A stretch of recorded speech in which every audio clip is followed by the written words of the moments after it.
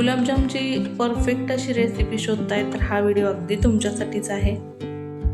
आतमध्ये गोळी राहते किंवा पाकामध्ये विरघळून जात आहेत, आता काय करायचं, कसं करायचं? जर तुम्ही या सगळ्या प्रश्नांच्या शोधात असाल तर आजची ही रेसिपी खास तुमच्यासाठी आहे। तर आज आपण बनवतोय इथे अगदी इन्स्टंट असे खव्याचे गुलाबजामुन, आणि यामध्ये मी एक सिक्रेट पदार्थ घालणार आहे, तो तुम्हाला रेसिपीमध्ये पुढे कळेल देखील। तो पदार्थ आपण यामध्ये घातल्यानंतर इन्स्टंट असे लगेच खव्याचे गुलाबजामुन खाण्यासाठी तयार होतात। पाक अगदी आतपर्यंत मुरला जातो। आत्ता तुम्ही बनवले आणि आत्ता लगेच सर्व केले तर लगेच खाता येतील असे इन्स्टंट गुलाबजामुन। ना कोणते प्रीमिक्स वापरले आहे, ना कोणता फूड कलर वापरलेला आहे। तर या व्हिडिओमध्ये तुमच्या ज्या काही शंका आहेत, जी काही भीती आहे, गुलाबजामुनला वरून क्रॅक्स येतात, चिरा पडतात, व्यवस्थित तळताना ते कलर असा येत नाही किंवा ते तेलामध्ये विरघळले जातात, हे सगळं या व्हिडिओमध्ये तुमचं निरसन करणार आहे। त्यामुळे व्हिडिओ अगदी शेवटपर्यंत पाहत राहा। एकदम असे आतपर्यंत पाक शिरलेला रसरशीत खव्याचा गुलाबजाम कसा तयार करायचा हे या व्हिडिओमध्ये मी सांगितलेले आहे। त्यामुळे व्हिडिओ कुठेही न स्किप करता शेवटपर्यंत पाहत राहा। तुमचे देखील गुलाबजामुन असेच रसरशीत आतपर्यंत पाक शिरलेले एकदम जाळीदार असे बनतील। असंही आता श्रावण महिना चालू आहे, या महिन्यामध्ये भरपूर असे सण येतात, गौरी गणपती, रक्षाबंधन। त्यासाठी इथे रक्षाबंधन स्पेशल असे मी ही खव्याचे गुलाबजामुनची रेसिपी चॅनलवर अपलोड केली आहे। रक्षाबंधनसाठी तुम्ही ही गुलाबजामची रेसिपी नक्की ट्राय करायला हवी। एकदम निर्धास्तपणे ही रेसिपी फॉलो करा, अशा पद्धतीने तुमचे देखील खव्याचे गुलाबजामुन एकदम इन्स्टंट असे खायला तयार होतील। चला तर मग फार वेळ न दवडता लगेचच आपल्या रेसिपीला सुरुवात करूया।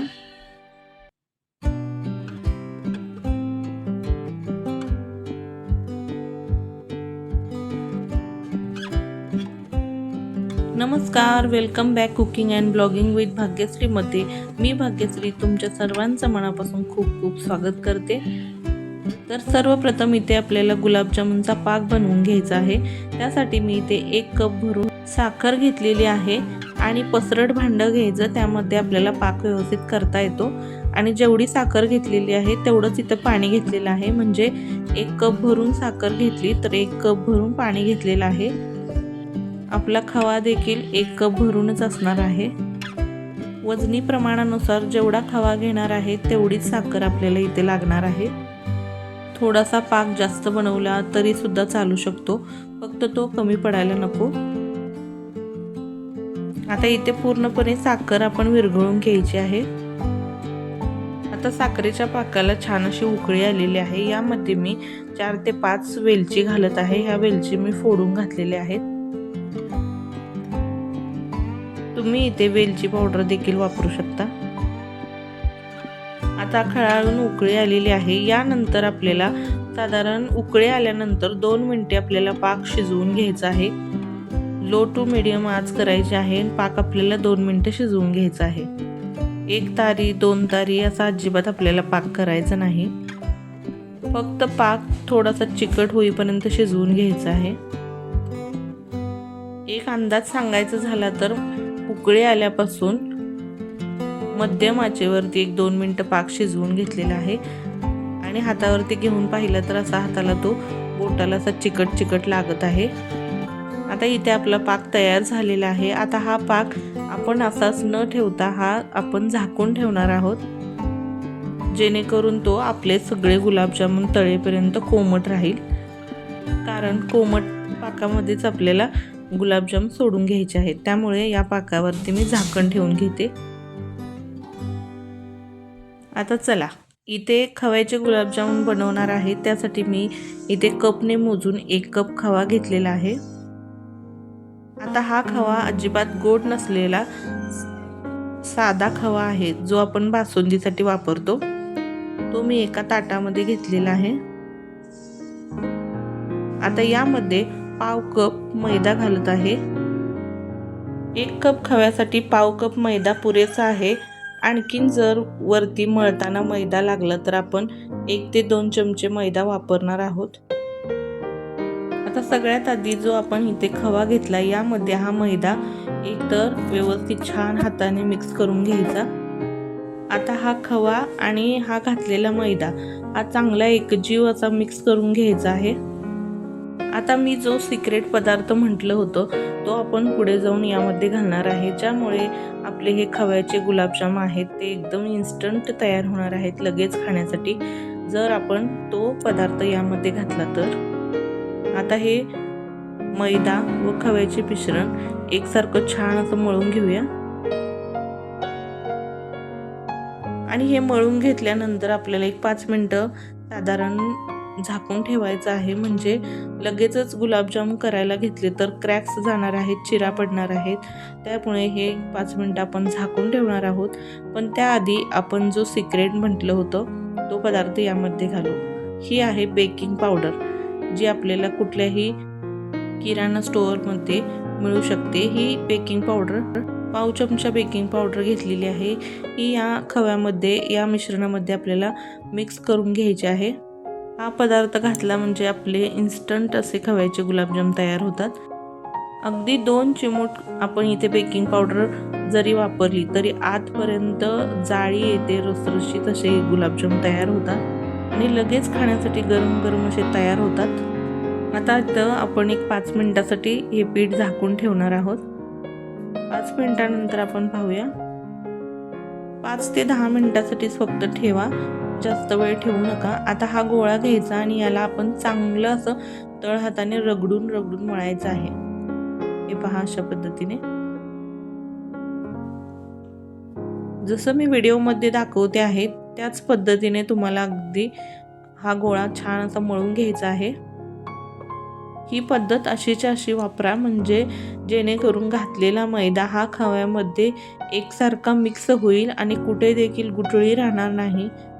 आता या पद्धतीने सलग 5 मिनिटं तुम्हाला हे मळून घ्यायचं आहे,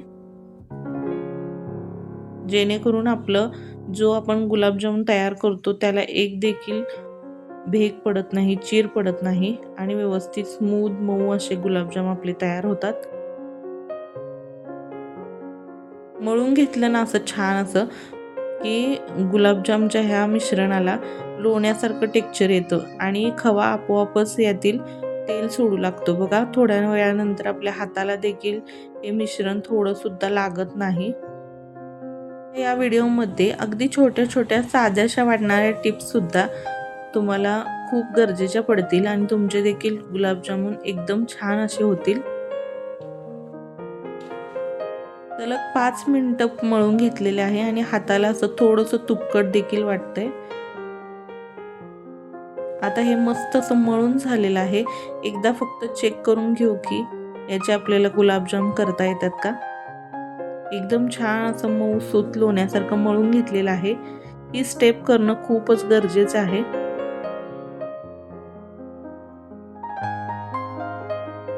तर बघूया इथे आपण गुलाबजामुन याचे कसे वळले जातात।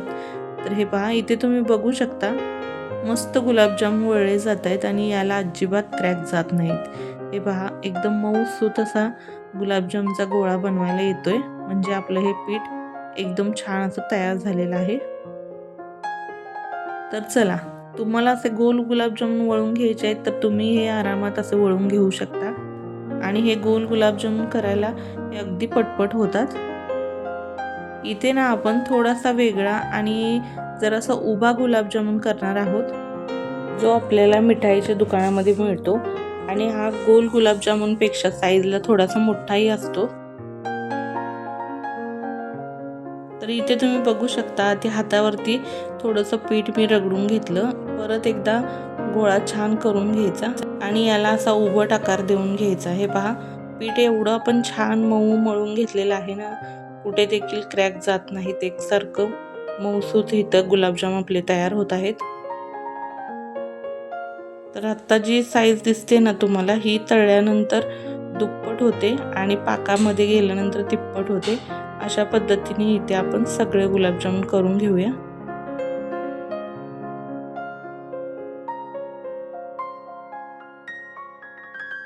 गोल करणार असाल तर फार असा वेळ लागत नाही, पण अशा पद्धतीने आकार द्यायचा म्हटल्यावर थोडा वेळ लागतो. तर इथे मी सगळे गुलाबजामुन अशा पद्धतीने वळून घेतलेले आहेत. आता लगेचच हे आपल्याला तळायला घ्यायचे आहेत, पण तळायला घेण्याआधी यावरती काहीतरी झाकण ठेवा, नाहीतरी हवेखाली आले तर यावरती क्रॅक जाऊ शकतो, भेगा पडू शकतात. त्यामुळे यावरती काहीतरी झाकून ठेवायचं. त्यामुळे इथे यावरती एक रुमाल झाकून ठेवू शकता. वरचं आवरण थोडंसं कडक होऊ शकतं त्यामुळे. आता इथे तेल गरम करायला ठेवलेलं आहे कढईमध्ये.